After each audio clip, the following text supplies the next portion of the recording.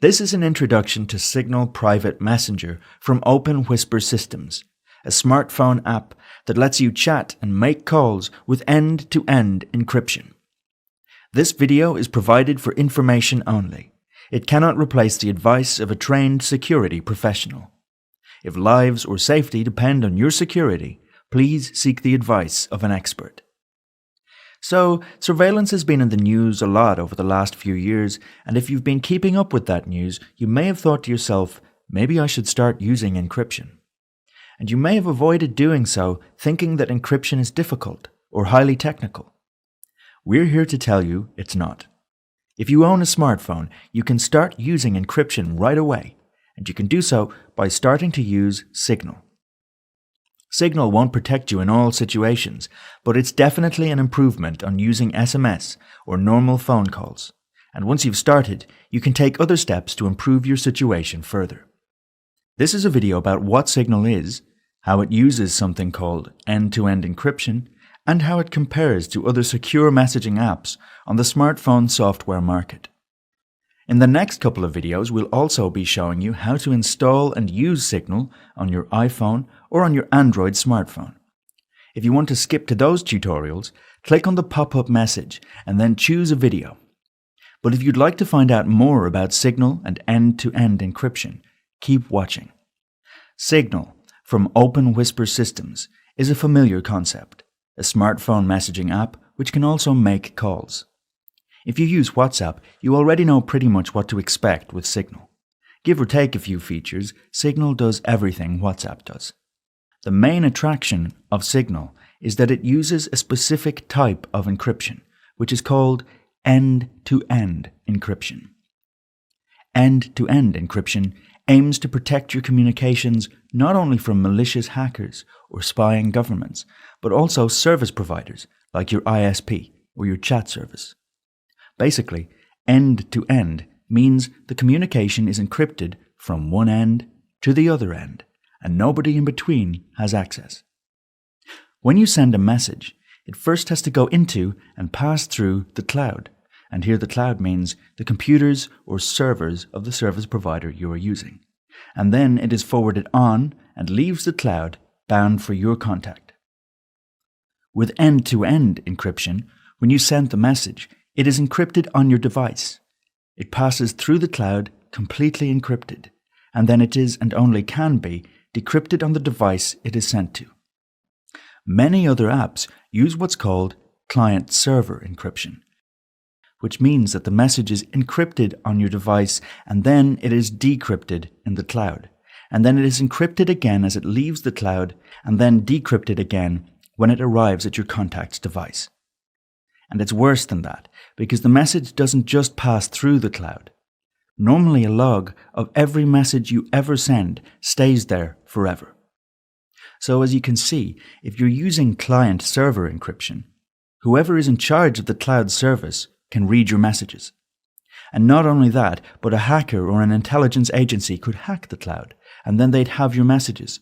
Or a government agency could use the law to coerce a service provider to hand over all of your messages. And you probably don't want that. But if you use end-to-end encryption, none of that can happen, because even though the message passes through the cloud, it cannot be read. And so all anyone sees is undecipherable code. Signal was one of the first apps to take end-to-end encryption seriously on smartphones.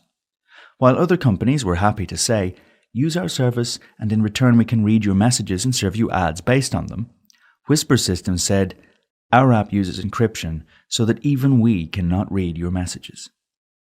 Signal might have been among the first, but it is no longer the only secure messaging app available. When Edward Snowden revealed the realities of mass surveillance in 2013, it created a huge market opportunity for encrypted messaging apps. And suddenly, smartphone app stores exploded, with hundreds of new apps, all claiming to protect your messages. Likewise, public demand for strong encryption began to put pressure on major internet companies, and they began to respond. In 2016, WhatsApp, Google's Allo, and Facebook Messenger all took Signal's encryption protocol, which is the part of Signal that does the encryption, and integrated it into their own apps. This means that if you use these apps, You are also using some of Signal's code. However, this doesn't mean these apps are just as good as Signal. All of them are still owned by companies who have a commercial incentive to capitalize on your private information. Facebook Messenger and Allo don't even have encryption turned on by default, and all three reserve the right to gather other information about you, whereas Signal is designed to collect as little information about you as possible. So if you care about privacy, you should still use Signal instead of WhatsApp. You should also be careful taking claims to security and privacy at face value. Many of the hundreds of apps on smartphone app stores which claim to encrypt your messages are fake and are using the word encryption as nothing more than marketing. They may not encrypt your messages, or if they do, they may not do it properly or securely. Don't just trust any old app on your app store that claims to do encryption, especially if it's obscure or unheard of, and you can't find any documentation online. On the other hand, there are also many and increasingly more legitimate apps which do offer encryption and which are in competition with Signal. These include Wire, Threema, Silent Circle, Riot, Wickr, Silence, Telegram, Viber, and so on. You may have heard of some of these, or been recommended them by your colleagues. All of these applications have different approaches to how they encrypt your messages and calls, and they have different features and capabilities. Many apps use encryption, but what counts is the way they use encryption.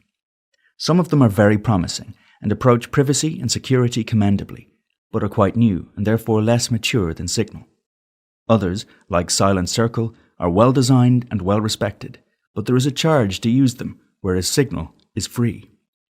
Others are closed source, meaning the programming code isn't made public, and therefore difficult to examine. Others still make odd decisions about how they use encryption, which raise questions over how much they can be trusted. It's hard to make sense of all of this, especially when there's a lot of marketing involved.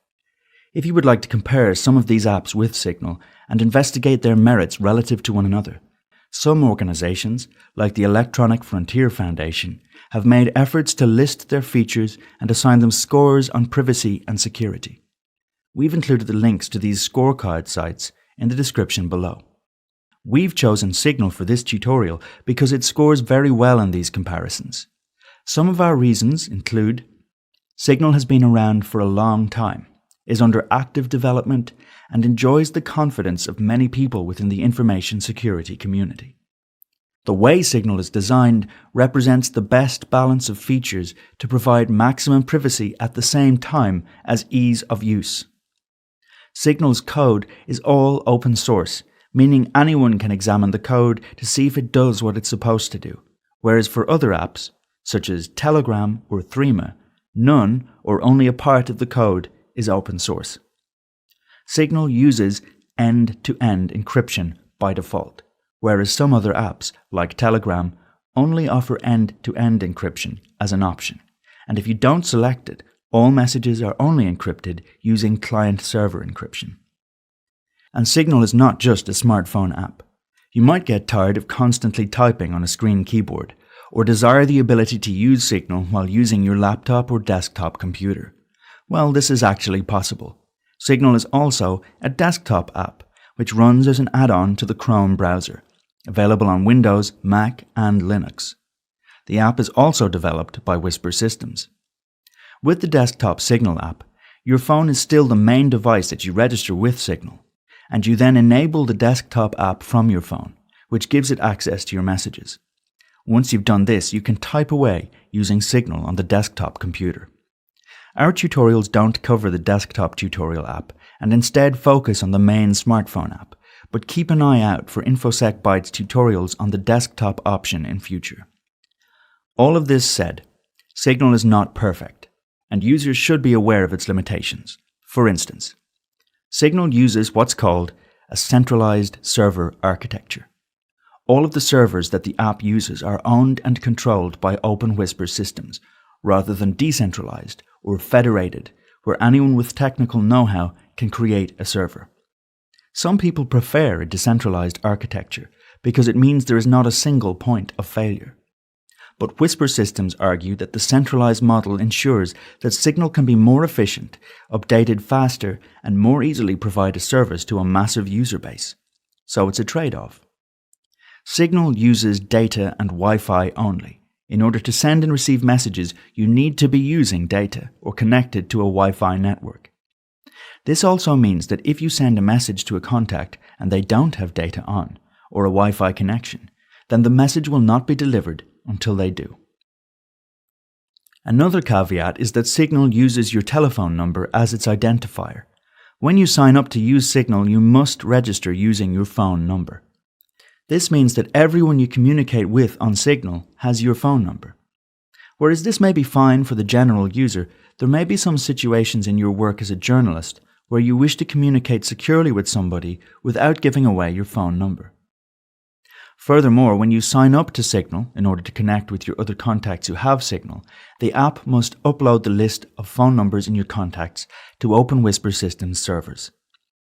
Efforts are made to protect your privacy while doing this by obfuscating the phone numbers using what's called cryptographic hash functions and deleting the list once connections are made.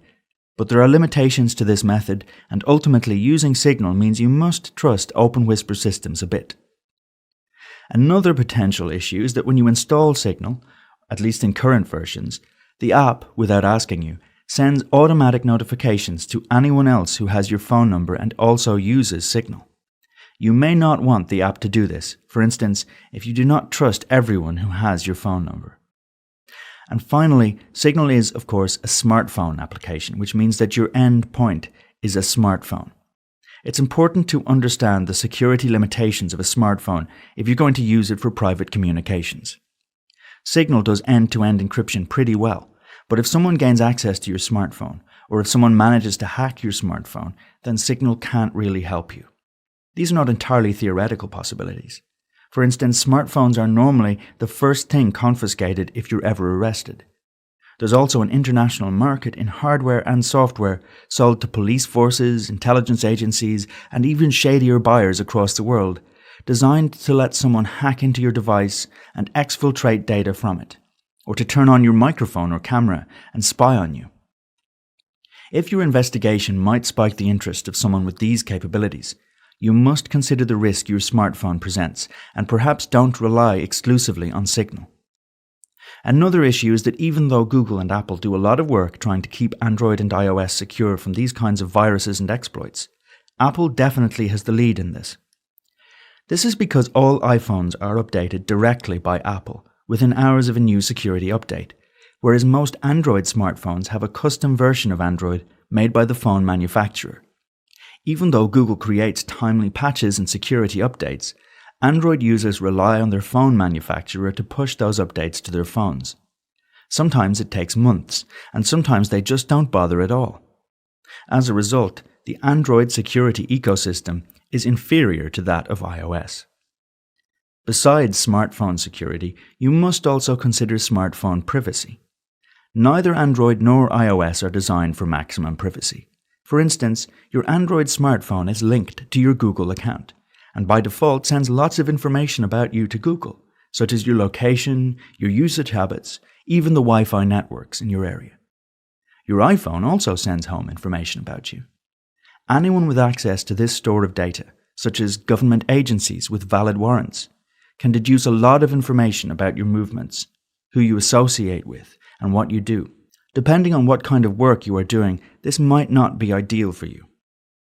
Smartphones are also phones, and the underlying infrastructure is the terrestrial cell phone network, which is, again, not designed with privacy in mind. Using a cell phone gives away lots of information about you to service providers, such as your rough location. This information is also available to police departments, which often possess special equipment designed to track you using your mobile phone. If you want to stay anonymous, it's very difficult to do using a cell phone. This tutorial is provided to show how to communicate privately by using Signal Private Messenger, but Signal doesn't protect you from the wider risks of using smartphones. It's good for generally keeping your messages private, but if you're a journalist working with sensitive sources, your personal or work-issued smartphone may not be the best place to conduct conversations with them. You may want to look into operating a separate phone, or avoid using a smartphone entirely and instead using a laptop computer with a special operating system that has been designed with security and privacy in mind, such as Tails, or Cubes, or Subgraph. Keep an eye out for InfoSec Bytes videos about these options in future. All of this having been said, Signal really is an excellent piece of software, and it is improving all the time. It's easy to install and really intuitive to use, so if you haven't used it before, we recommend you get using it right away.